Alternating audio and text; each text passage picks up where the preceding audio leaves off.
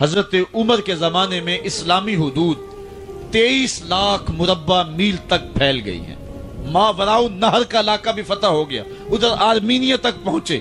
یہ تھوڑے سے عرصے کے اندر عظیمتوں کی کیسی داستان رقم کی. اقبال تڑپ کے کہتا ہے دی ازانے کبھی یورپ کے کلیساؤں میں, کبھی افریقہ کے تپتے ہوئے صحراؤں میں, دشت و دشت دریا بھی نہ چھوڑے ہم نے, بحر ظلمات میں دوڑا دیے گھوڑے ہم نے. حکمران تو وہ تھے لوگوں کی دہلیز پہ امن دینے والے, لوگوں کی چوکھٹ پہ جو ہیں وہ نور بانٹنے والے. حضرت عمر دن کو تخت حکومت پہ بیٹھتے تھے اور ان کا تخت کو سونے زبرجد کا نہیں تھا, مسجد نبوی کی چٹائی تھی, اور سارا دن وہاں بیٹھ کے لوگوں کی باتیں سنتے. اور جب رات کے اندھیرے گہرے ہوتے عمر بھیس بدل کے مدینے کی گلیوں کا گشت کرتے.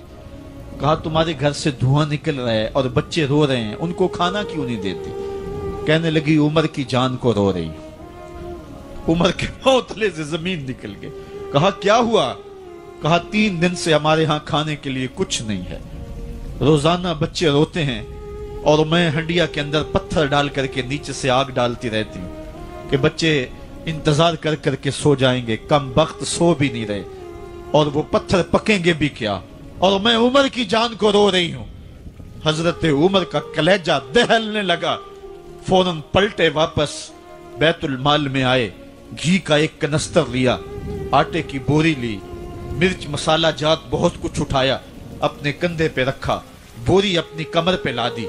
عمر بیت المال سے نکلے تو آپ کے خادم اسلم نے دیکھ لیا, آگے بڑھا, کہا میرے آقا میں اٹھاتا ہوں. عمر کی آنکھوں میں آنسو ہے. کہا اسلم قیامت کے دن میرا بوجھ اٹھا لو گے؟ کہا قیامت کے دن تو اپنا اپنا بوجھ اٹھانا پڑے گا. کہا عمر کو آج اپنا ہی اٹھانے دو. حضرت عمر وہ گھی کا کنستر اور وہ آٹے کی بوری سر پہ اٹھائے ہیں اور اس خاتون کے گھر جاتے ہیں اور دستک دیتے ہیں. وہ جب دیکھتی ہے اس کی جان میں جان آ جاتی ہے. کہا جلدی جلدی آٹا گوندو, اور عمر سبزی کاٹنے لگ جاتے ہیں. حضرت عمر رضی اللہ تعالی عنہ سبزی تیار کر دیتے, ادھر آٹا گند جاتا ہے اور پھر اوپر چولہا رکھا جاتا ہے, چولہے کے اندر آگ رکھی جاتی ہے, وہ کھانا پکانے لگتی ہے, آگ بجھتی ہے. تاریخ نے لکھا ہے آگ بجھنے لگتی ہے, عمر جھک کر کے پھونکے مارتا ہے. عمر جھک جھک کے پھونکے مارتا ہے. کھانا پک گیا اور بچوں کے سامنے کھانا رکھ دیا, بچے کھا رہے ہیں. اب بچے رو رو کے نڈال ہو چکے تھے. حضرت عمر اپنے ہاتھوں کو اور اپنے گھٹنوں کو اور اپنے پاؤں کو زمین پہ لگا کے, جس طرح بکری کا بچہ چلتا ہے ویڑے کے اندر, کبھی ادھر چلتے ہیں کبھی ادھر چلتے ہیں, تاکہ بچے مجھے دیکھ کے خوش ہوں اور دل میں کہتے عمر جتنا رلایا ہے اب اتنا ہنسانا بھی پڑے گا. تو کبھی عمر امیر المومنین, یہ میں کسی آج کے جو ہے وہ لوگوں کے ووٹوں پہ منتخب ہونے والے حکمران کی کہانی نہیں سنا رہا, میں اس عمر کی کہانی سنا رہا ہوں جو 23 لاکھ مربع میل کا حکمران ہے, آدھی دنیا کا بادشاہ ہے. حضرت عمر جو ہے جس طرح بکری کا بچہ چلتا ہے اس طرح اپنے ہاتھ اور اپنے گھٹنے زمین پہ ٹیک کر کے جو ہے وہ اس طرح چلتے ہیں. بچے عمر کو دیکھ کے مسکراتے ہیں. جب بچے مسکرانے لگے تو حضرت عمر نے اس خاتون سے کہا بڑھیا عمر کو معاف کر دے. اس نے کہا تو اتنی ہمدردی کیوں کرتا ہے؟ کہا عمر بیچارہ بڑا پھنسا ہوا ہے, فکر ہے اس کو یرموک و فسطاط و حلوان کی, جب فتح ہے مصر تو تیاری ہے ایران کی, آتے جاتے وفد سے ملاقات بھی کرتا ہوگا اور شب کو معلوم حالات بھی کرتا ہوگا. کانٹوں میں الجھی ہوئی بیچارے کی جان ہے, نیند اس کو بھی آتی ہے, آخر وہ انسان ہے. میری بہن عمر کو معاف کر دے. اس نے کہا نانا عمر کی بات میرے سامنے نہ کر, قیامت کا دن ہوگا, عمر کا گریبان ہوگا اور میرا ہاتھ ہوگا. جب اس نے یہ بات کہی تو عمر برداشت نہ کر سکے, بچوں کی طرح بلک بلک کر رونے لگے. کہا وہ بد نصیب عمر تیرے سامنے ہے, آج ہی کہلا جو کہنا ہے, قیامت کے دن مجھے معاف رکھنا. اس نے کہا تو عمر ہے؟ کہا بد نصیب عمر تیرے سامنے کھڑا ہوں. میرے عمر کہتے ہیں اگر دجلہ کے کنارے ایک بکری کا بچہ بھی پیاسا مر گیا اس کا حساب بھی عمر سے لیا جائے گا. حضرت عمر نکلے یروشلم میں, ایک اونٹ ہے ایک غلام ہے, کبھی وہ سوار ہوتا ہے کبھی آپ باری مقرر کی ہے. جب قریب پہنچے یروشلم کے تو عمر کی باری نکیل پکڑنے کی, اور غلام کی باری اوپر سوار ہونے کی آ گئی۔ غلام نے کہا آقا میں مرضی سے اپنی باری چھوڑتا ہوں، آپ آ جائیں، دشمنوں کے مفتوحہ علاقے میں آ رہے ہیں، تازہ تازہ علاقہ فتح ہوا ہے، اسلام کی شان و شوکت ظاہر ہو۔ عمر نے کہا اسلام کی شان و شوکت ایسے ظاہر نہیں ہوتی ہے، اپنی باری پہ تم بیٹھو گے، اپنی باری پہ میں بیٹھوں گا۔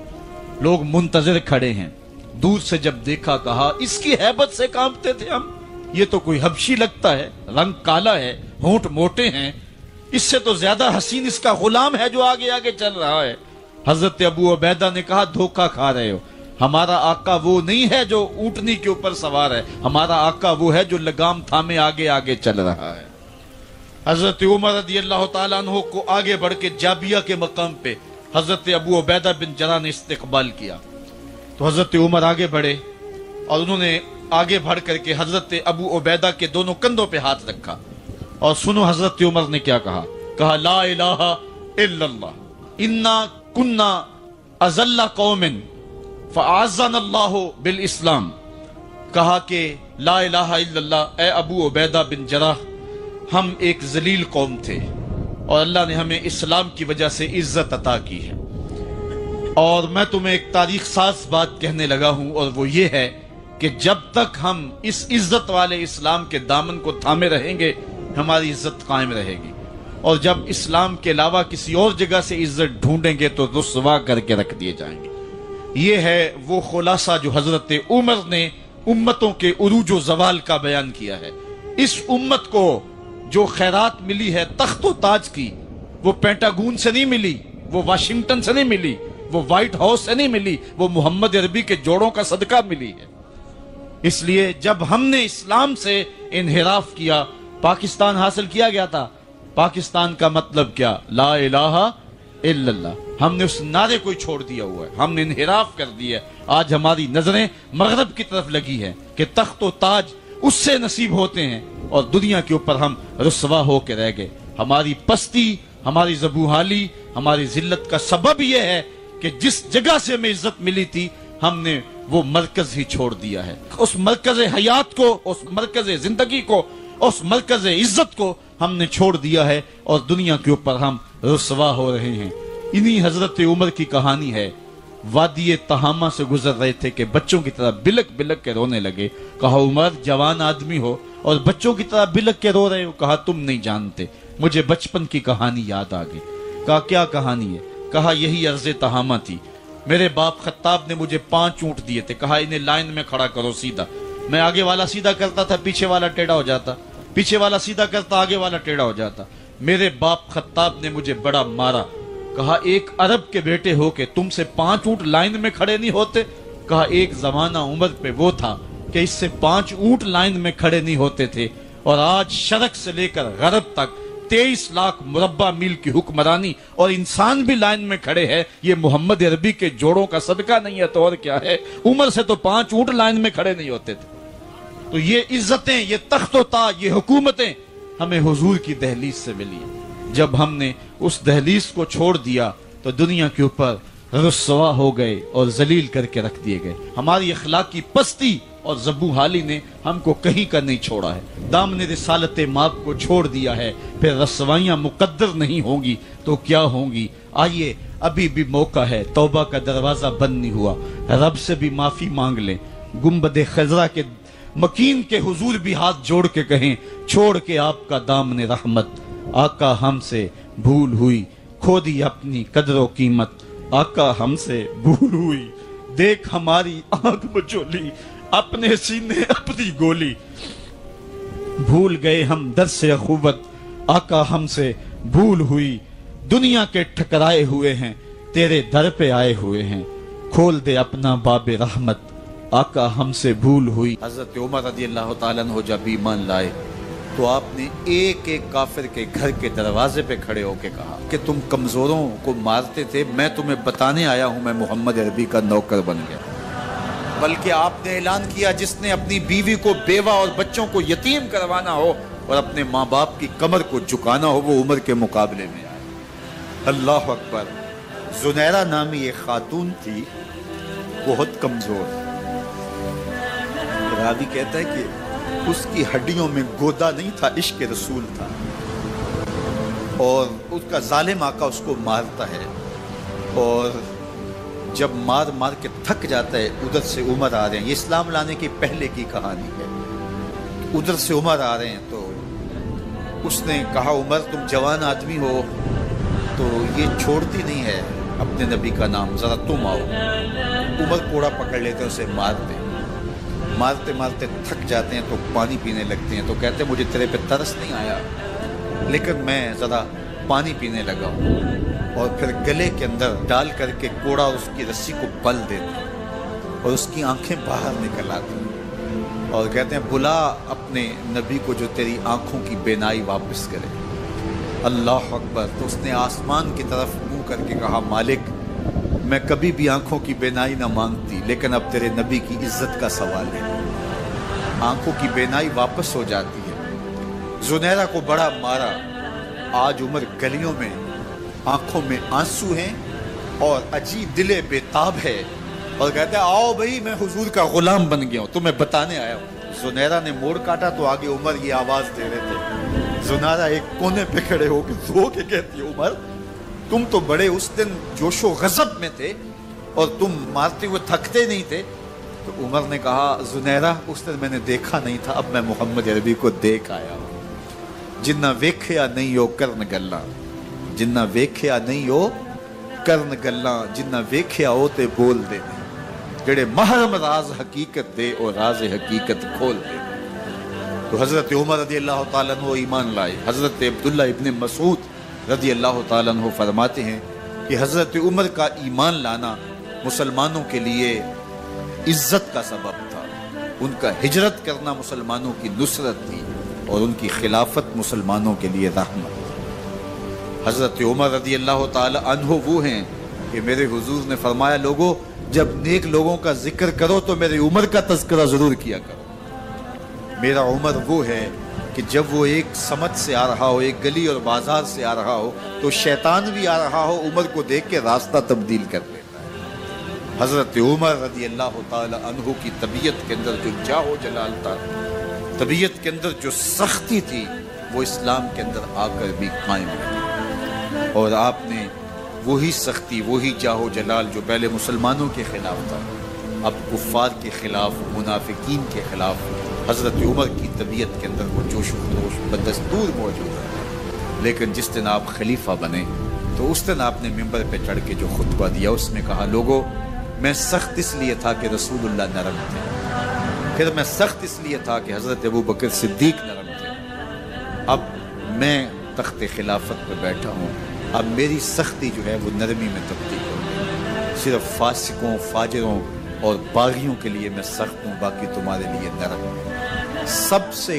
کم جو تنخواہ بیت المال سے اگر کسی وجود نے لی ہے تو وہ حضرت عمر رضی اللہ تعالیٰ نے صرف 2 جوڑے لیتے تھے سال میں، اور راوی کہتا ہے کہ میں نے دیکھا ہے کہ اس میں بھی 17 پیوند لگے ہوتے تھے۔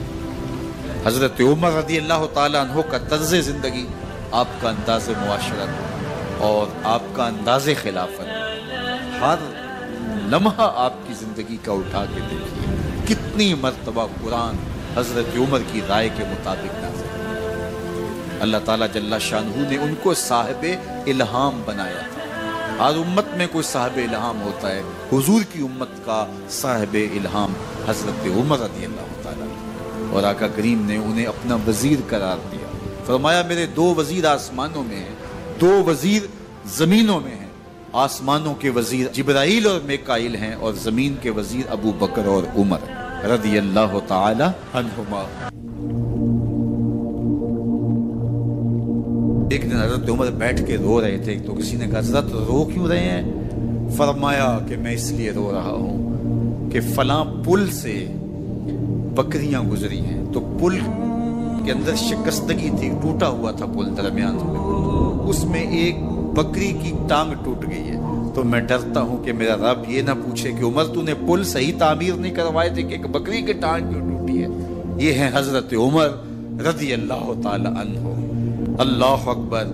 تو اللہ تعالیٰ جل شانہ نے حضرت سیدنا عمر بن خطاب رضی اللہ تعالیٰ عنہ سے جو کام لیا، مختصر دور خلافت کے اندر 10 سال 6 ماہ 4 دن آپ نے خلافت فرمائی ہے، لیکن کہاں سے چلے اور یہاں مکران تک، بلوچستان کا حصہ ہے، یہاں تک آپ کے سلطنت کی حدود وسیع، ادھر آرمینیا تک جا پہنچے، حمص فتح کیا، قادسیہ، یرموک، آپ ذرا دیکھیے کہ کہاں تک آپ کی فوجوں کے گھوڑے دوڑتے رہے، اور اللہ تعالیٰ جل شانہ نے ان کو جو توانائی، عدل و انصاف کی قوت عطا فرمائی۔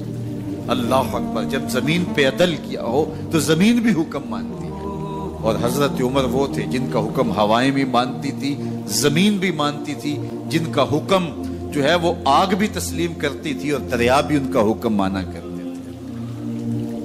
مصر کے اندر یہ رسمیں بد جاری تھی کہ سال کے بعد ایک دوشیزہ کو زیورات پہنا کے اچھے لباس میں ملبوس کر کے دریا کی بھیڑ چڑھایا جاتا، اس کی قربانی دی جاتی، اس کا خون بہتا تو دریا چلتا۔ جب مسلمانوں نے مصر فتح کیا تو گورنر نے لکھا کہ اسلام تو اس طرح کی رسوم کی اجازت نہیں دیتا، لیکن خشک سالی ہے، لوگوں کی فصلیں ویران پڑی ہے، تو حضرت کیا کیا جائے؟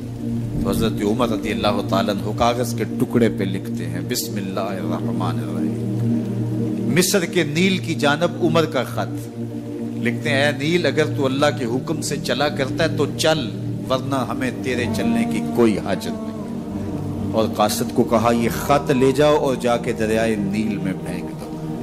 قاصد جا کے خط دریائے نیل میں پھینک دیتا ہے، پانی آتا ہے، ایسا دریائے نیل چلا، 14 صدیاں ہوئی ہیں آج تک کبھی بند ہی نہیں ہوا۔ دریا حکم مانتے، آگ نکلتی ہے، لوگ حضرت عمر رضی اللہ تعالی عنہ کے پاس آئے، حضرت لاوا پھوٹا ہے، آگ نکل رہی ہے اور مدینے کی طرف بڑھ رہی ہے، اب کیا کیا جائے؟ فائر بریگیڈ تو زمانے میں تھی نہیں۔ عمر نے اپنی قمیض اتاری، جس قمیض پہ 17 پیوند لگے ہوئے تھے چمڑے کے، کہا یہ قمیض لے جاؤ، جدھر آگ بڑھ رہی ہے آگے ڈھالنا، آگ پیچھے بھاگ جائے۔ زلزلہ آتا ہے تو زمین پہ درہ مارتے ہیں، زمین رک جا، کیا عمر نے تیری چھاتی پہ عدل نہیں کیا ہے؟ تو یہ عمر ہیں رضی اللہ تعالی عنہ کہ جن کے انصاف کی وجہ سے، جن کے عدل کی وجہ سے اللہ تعالیٰ کی رحمات، اس کی برکات کا نزول ہوتا تھا، اور اللہ تعالیٰ نے مسلمانوں کو وہ آبرومند حکومت دی۔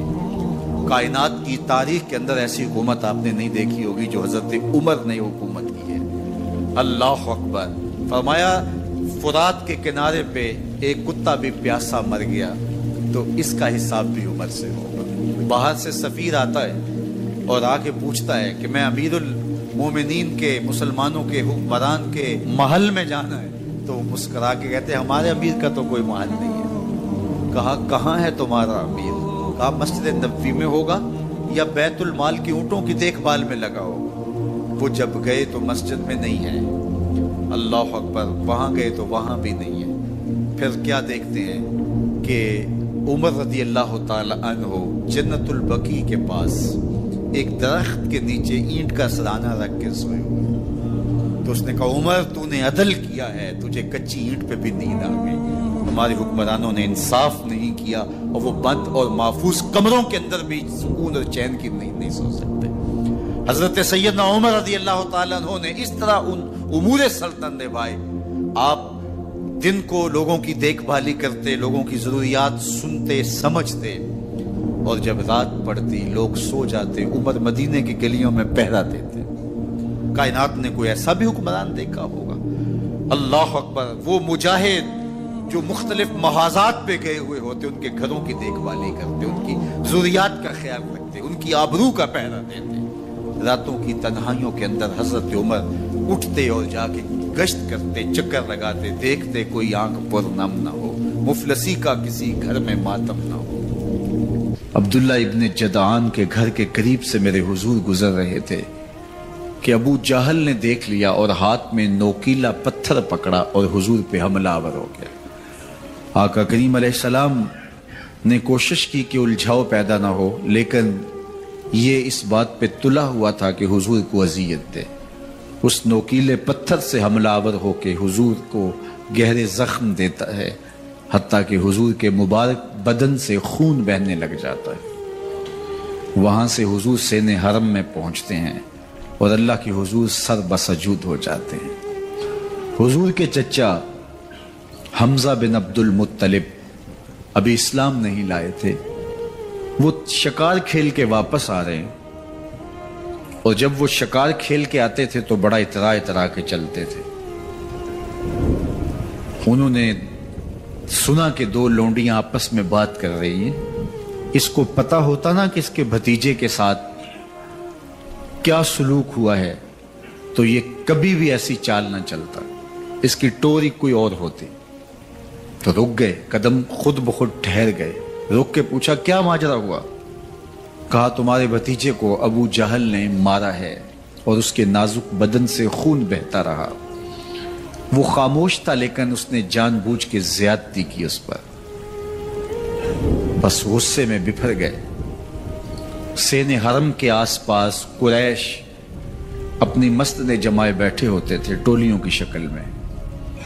آج امیر حمزہ آئے اور ابو جہل کو تلاش کر کے اپنی کمان کو زور سے اس کے سر پہ مارا اور اس کا سر پھٹ گیا، اور ساتھ بولے تم نے ہمارے بھتیجے کو لاوارث سمجھا ہے؟ اب اس کے حوالی کھڑے ہو گئے، لیکن ابو جہل بڑا کائن شخص تھا، اس نے سمجھا کہ یہ تو اب تنہا ہیں، لیکن لڑائی کی آگ روشن ہوگی تو بنو ہاشم بھی نکل آئیں گے تو یہ لڑائی لمبی ہو جائے گی، تو اس کا سبب میں ہوں، قصور میرا ہے۔ اس نے کہا بس مجھ سے غلطی ہو گئی، اس طرح اس نے بات کو ٹال دیا۔ اب حضور کے چچا حضور کو ڈھونڈ رہے ہیں۔ سین حرم میں حضور علیہ السلام اللہ کے حضور سر بسجود ہیں۔ یہ پاس جا کے کھڑے ہو گئے اور کہا یا ابن اخی، اے میرے بھائی کے بیٹے، اے میرے بھتیجے، لیکن حضور سر نہیں اٹھایا۔ اللہ کے حضور اپنے دکھڑے بیان کر رہے ہیں۔ اسی کسے دے کچھ نہیں لگ دے تے نہ کوئی ساڈا دردی۔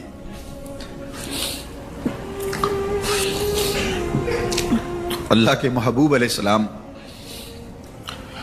اللہ کے حضور سر بسجود ہے۔ انہوں نے پھر کہا یا ابن اخی، اے میرے بھائی کے بیٹے، اور انہیں بے چینی ہے کہ بتاؤں کہ حوصلہ رکھو میں تمہارا بدلہ لے لیا، لیکن حضور سر نہیں اٹھا رہے۔ تیسری مرتبہ پھر آواز دی تو حضور نے سر اٹھایا، آنکھیں آنسوں سے بھری ہوئی تھی، تو برجستہ کہا بھتیجے میں تمہارا بدلہ لے لیا۔ میرے حضور نے فرمایا چچا مجھے اس کی کوئی خوشی نہیں ہوئی۔ یہ حیرت زدہ ہو گئے کہ اتنا بڑا کام، اس وقت مکے کا اتنا بڑا سورما، اور میں اس سے ٹکرا کے آیا ہوں اور یہ کہہ رہے ہیں مجھے کوئی خوشی نہیں ہوئی۔ قسمت اچھی تھی۔ بولے بھتیجے تم کیسے خوش ہوتے ہو؟ کہا جس رب کو میں مانتا ہوں اس کو تم بھی مان لو۔ تو امیر حمزہ کی قسمت اچھی تھی تو آگے بڑھے اور اسلام قبول کر لیا۔ 38 لوگ پہلے مسلمان تھے، یہ 39 میں مسلمان ہو گئے۔ بس ان کا اسلام لانا مسلمانوں کے لیے تسکین قلب کا ساما ہوا۔ حضور کی آنکھوں میں امٹتے ہوئے آنسو، آگے بڑھے، کعبے کو غلاف کو پکڑا، کہا اللہم اعز الاسلام باحب الرجلین الیک بعمر ابن الخطاب او بعمر ابن حشام۔ اے اللہ ایک شیر دیا ہے، ایک شیر اور دے دے، اب تیری مرضی، یا عمر بن خطاب دے دے یا عمر بن حشام دے دے۔ اگرچہ اس نے میرے اوپر پتھر برسائے ہیں، مجھے زخمی کیا ہے، لیکن اگر دین کی تقویت اس سے ہو سکتی ہے تو مالک مجھے کوئی غصہ نہیں۔ چاہے عمر بن حشام، یہ ابو جہل کا نام ہے، مجھے چاہے ابو عمر بن حشام دے دے یا عمر بن خطاب دے دے، ایک شیر دے دیا، ایک شیر اور عطا کر دے۔ حضور کعبہ کے غلاف سے لپٹ کے اللہ کے حضور دعائیں مانگ رہے ہیں۔ 39 لوگ اسلام لا چکے ہیں، 40ویں کا انتظار ہے۔ اللہ کے محبوب علیہ السلام کی دعائیں ہیں، حضور کی التجائیں ہیں۔ ادھر یہ خبر پورے مکے میں پھیل جاتی ہے کہ حمزہ بھی ایمان لے آئے۔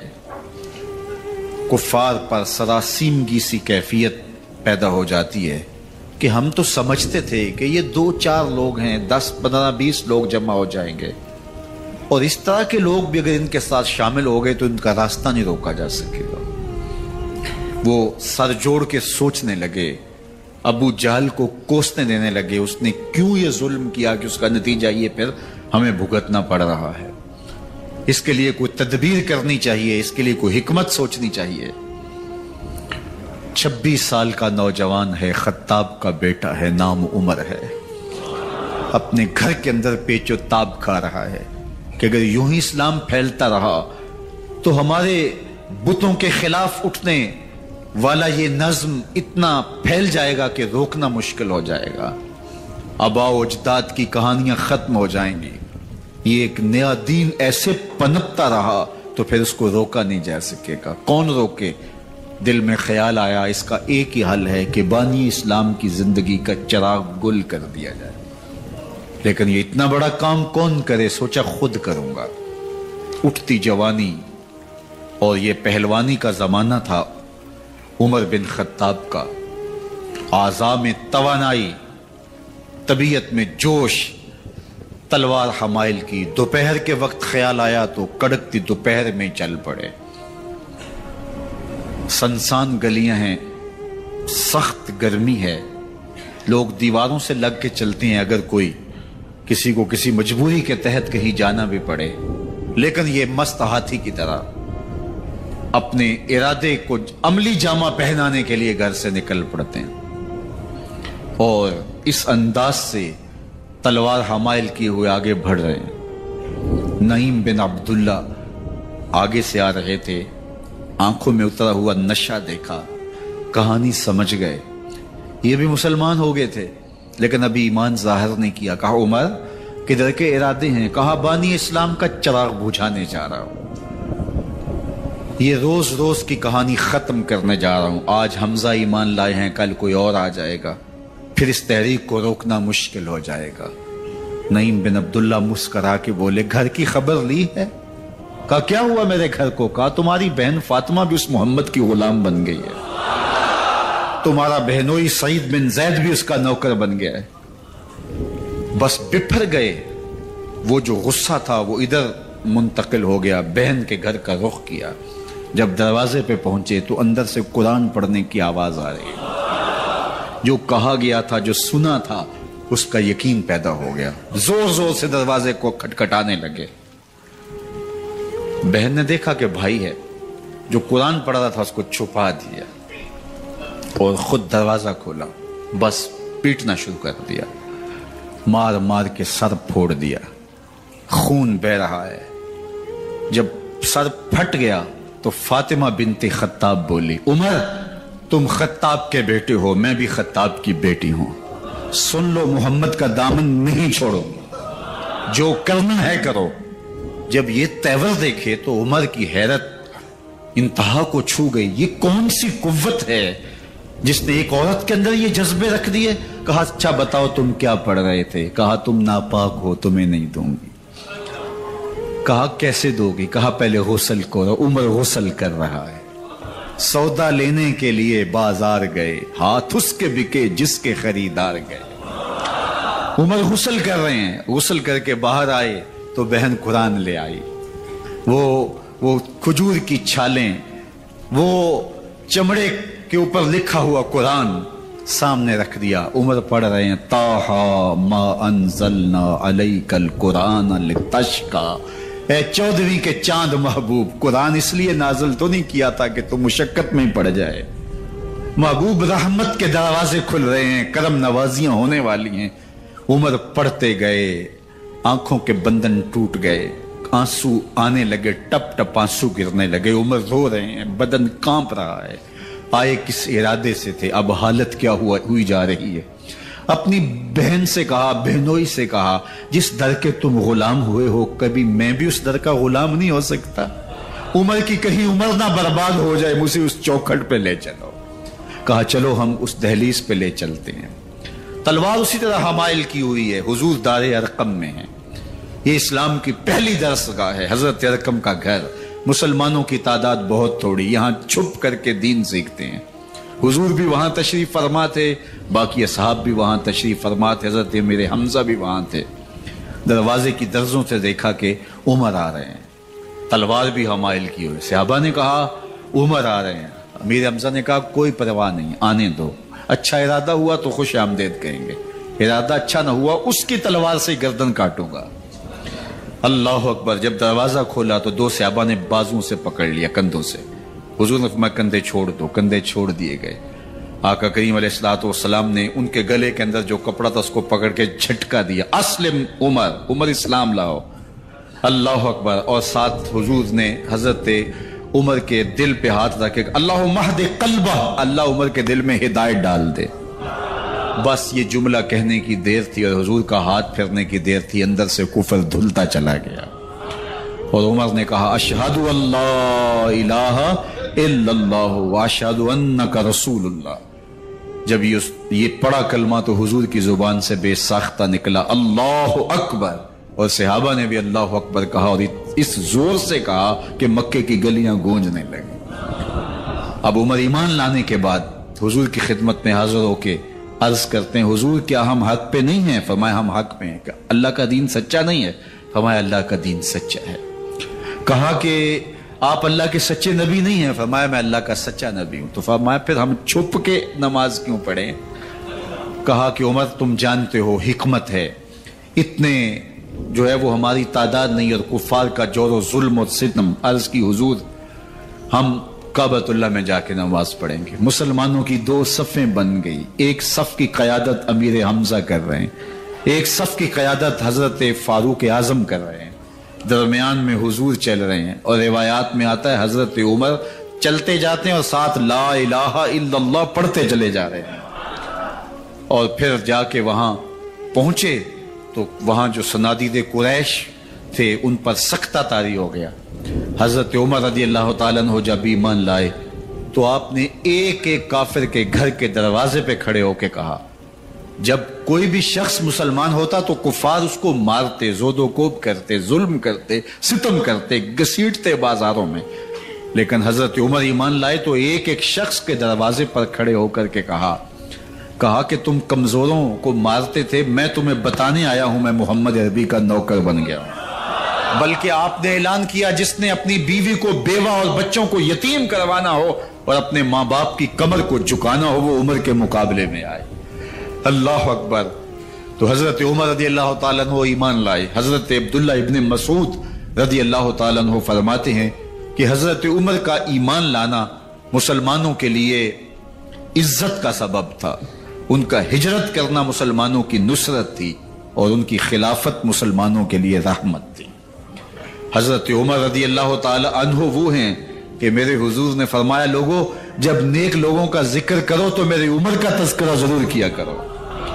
میرا عمر وہ ہے کہ جب وہ ایک جگہ ایک سمت سے آ رہا ہو، ایک گلی اور بازار سے آ رہا ہو تو شیطان بھی آ رہا ہو، عمر کو دیکھ کے راستہ تبدیل کر لیتا ہے۔ حضرت عمر رضی اللہ تعالی عنہ کی طبیعت کے اندر جو جاہ و جلال تھا، طبیعت کے اندر جو سختی تھی، وہ اسلام کے اندر آ کر بھی قائم رہی، اور آپ نے وہی سختی، وہی جاہ و جلال جو پہلے مسلمانوں کے خلاف تھا، اب کفار کے خلاف، منافقین کے خلاف حضرت عمر کی طبیعت کے اندر وہ جوش و خروش بدستور موجود رہا۔ لیکن جس دن آپ خلیفہ بنے تو اس دن آپ نے ممبر پہ چڑھ کے جو خطبہ دیا اس میں کہا لوگوں میں سخت اس لیے تھا کہ رسول اللہ نرم تھے، پھر میں سخت اس لیے تھا کہ حضرت ابوبکر صدیق نرم تھے، اب میں تخت خلافت پہ بیٹھا ہوں، اب میری سختی جو ہے وہ نرمی میں تبدیل ہو گئی، صرف فاسقوں، فاجروں اور باغیوں کے لیے میں سخت ہوں، باقی تمہارے لیے نرم ہوں۔ سب سے کم جو تنخواہ بیت المال سے اگر کسی وجود نے لی ہے تو وہ حضرت عمر رضی اللہ تعالیٰ عنہ نے لی، صرف 2 جوڑے لیتے تھے سال میں، اور راوی کہتا ہے کہ میں نے دیکھا ہے کہ اس میں بھی 17 پیوند لگے ہوتے تھے۔ حضرت عمر رضی اللہ تعالیٰ عنہ کا طرز زندگی، آپ کا انداز معاشرت اور آپ کا انداز خلافت، ہر لمحہ آپ کی زندگی کا اٹھا کے دیکھیے کتنی مرتبہ قرآن حضرت عمر کی رائے کے مطابق نازل ہوا ہے۔ اللہ تعالیٰ جل شانہ نے ان کو صاحب الہام بنایا تھا۔ ہر امت میں کوئی صاحب الہام ہوتا ہے، حضور کی امت کا صاحب الہام حضرت عمر رضی اللہ تعالیٰ عنہ، اور آقا کریم نے انہیں اپنا وزیر قرار دیا، فرمایا میرے 2 وزیر آسمانوں میں ہیں، 2 وزیر زمینوں میں ہیں، आसमानों के वजीर अबू जो है वो जिब्राइल और मिकाइल हैं, और जमीन के वजीर अबू बकर और उमर हैं रज़ी अल्लाह ताला अन्हुमा। तो अल्लाह ताला जल्ला शानहू ने हजरत सैयदना सिद्दीक़ अकबर के बाद हजरत सैयदना उमर बिन खत्ताब रज़ी अल्लाह ताला अन्हु से जो काम लिया, मुख्तसर दौरे खिलाफत के अंदर 10 साल 6 माह 4 दिन आपने खिलाफत फरमाई है। लेकिन कहां से चले और यहां मकरान तक, बलोचिस्तान का हिस्सा है, यहां तक आपकी सल्तनत की हुदूद वसी हुई। दरिया हुक्म मानते, आग निकलती है, लोग हजरत उमर रज़ी अल्लाह ताला अन्हो के पास आए, हजरत लावा फूटा है, आग निकल रही है और मदीने की तरफ बढ़ रही है, अब क्या किया जाए? फायर ब्रिगेड तो जमाने में थी नहीं। उमर ने अपनी कमीज उतारी, जिस कमीज पे 17 पैबंद लगे हुए थे चमड़े के, कहा ये कमीज ले जाओ, जिधर आग बढ़ रही है आगे ढालना, आग पीछे भाग जाएगी। जलजला आता है तो जमीन पे दोहरा मारते हैं, जमीन रुक जा, क्या उमर ने तेरी छाती पे अदल नहीं किया है? तो ये उमर है रज़ी अल्लाह ताला अन्हो कि जिनके इंसाफ की वजह से, जिनके अदल की वजह से अल्लाह ताला की रहमत और उसकी बरक़ात का नज़ूल होता था, और अल्लाह ताला ने मुसलमानों को वो आबरूमंद हुकूमत दी। कायनात की तारीख के अंदर ऐसी हुकूमत आपने नहीं देखी होगी जो हजरत उमर ने हुकूमत की है। अल्लाह अकबर। फरमाया फुरात के किनारे पे एक कुत्ता भी प्यासा मर गया तो इसका हिसाब भी उमर से होगा। जब इतने इलाके फतह हो गए तो एक दिन हजरत उमर बैठ के रो रहे थे, तो किसी ने कहा हजरत रो क्यों रहे हैं? फरमाया कि मैं इसलिए रो रहा हूं कि फलां पुल से बकरियां गुजरी हैं, तो पुल के अंदर शिकस्तगी थी, टूटा हुआ था पुल दरमियान में कुछ, उसमें एक बकरी की टांग टूट गई है, तो मैं डरता हूं कहीं उसका हिसाब ना लिया जाए, कि मेरा रब ये ना पूछे कि उमर तूने पुल सही तामीर नहीं करवाए थे कि एक बकरी की टांग क्यों टूटी है। ये है हजरत उमर रज़ी अल्लाह ताला अन्हो। जब आखिरी वक्त आया तो अपने बेटे को बुलाया, कहा बेटा मैंने उम्मुल मोमिनीन सैयदा आयशा रज़ी अल्लाह ताला अन्हा से पूछा हुआ है कि मेरे मरने के बाद हुजूर अलैहिस्सलाम की कुर्बत में मुझे जगह दे दी जाए।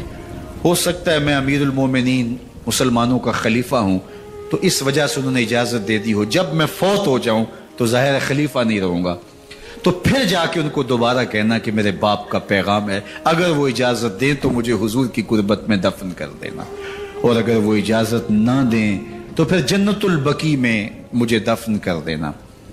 जब हजरत सैयदना उमर बिन खत्ताब रज़ी अल्लाह ताला अन्हु का इंतकाल हो गया तो आपके साहबजादे इब्न उमर हजरत आयशा रज़ी अल्लाह ताला अन्हा के पास गए, कहा कि मेरे बाप का सलाम है आपके नाम, उन्होंने आपको जिंदगी में कहा था कि हुजरा अनवर में सैयदना सिद्दीक़ अकबर के साथ 2 गज जगह मुझे भी नसीब हो जाए, तो आपने इजाजत दे दी थी। तो मेरे वालिद गिरामी ने फौत होते हुए कहा कि दोबारा उम्मुल मोमिनीन के पास जाना और दोबारा पूछना। उस वक्त तो मैं अमीरुल मोमिनीन था, हो सकता है वादा कर लिया हो, लेकिन अब अगर आप इजाजत दें तो यहां हम कब्र उनके लिए खोद लें, वरना हम जन्नतुल बकी में दफन कर दें। तो उम्मुल मोमिनीन सैयदा आयशा रज़ी अल्लाह ताला अन्हा रो पड़ी और फरमाया ये जगह मैंने अपने लिए रखी थी, लेकिन उमर ने इस्लाम के लिए खिदमत इतनी की है कि मैंने खुद तरजीह दी है, इसलिए मैं इजाजत देती हूं कि यहां उमर को दफन किया जाए। अल्लाह अकबर। और फिर वहां हजरत उमर रज़ी अल्लाह ताला अन्हु को दफन किया गया।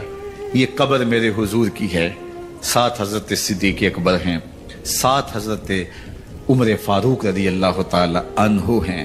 जे शक होवी ते चल मदीने, जे शक होवी ते चल मदीने, वेख लै जोड़ मज़ारां दा, बन यार नबी दियां यारां दा। हुजूर ने फरमाया, एक दिन मस्जिद नबी से बाहर निकल रहे थे और कुछ लोग मस्जिद में दाखिल हो रहे थे। हुजूर ने दाएं हाथ से अबू बकर का हाथ पकड़ा था और बाएं हाथ में हजरत उमर का हाथ था, और जब लोगों को आते हुए देखा उनको मुखातब करते हुए कहा, हाकाज़ा नुबअसु यौमल क़यामा, क़यामत के दिन हम कब्रों से यूं ही उठाए जाएंगे। मेरे दाएं हाथ में अबू बकर का हाथ होगा, बाएं हाथ में उमर का हाथ होगा। जे शक होवी ते चल मदीने, आ वेख लै जोड़ मज़ारां दा, बन यार नबी दे यारां दा। तो मेरे हुजूर ने फरमाया, जब अच्छे लोगों का जिक्र करो तो मेरे उमर का जिक्र भी जरूर किया करो। तो हजरत उमर रज़ी अल्लाह ताला अन्हो अल्लाह के महबूब हैं, باقی صحابی مرید ہے، حضرت عمر میرے حضور کی مراد ہیں، اللہ سے مانگ کر کے لیا ہے اللہ عمر بن خطاب عطا کرتے، اور پھر اللہ نے عمر کی صورت میں اسلام کو وہ عظیم تحفہ دیا جس سے اسلام کی عزت بڑی اور شان و شوکت میں اضافہ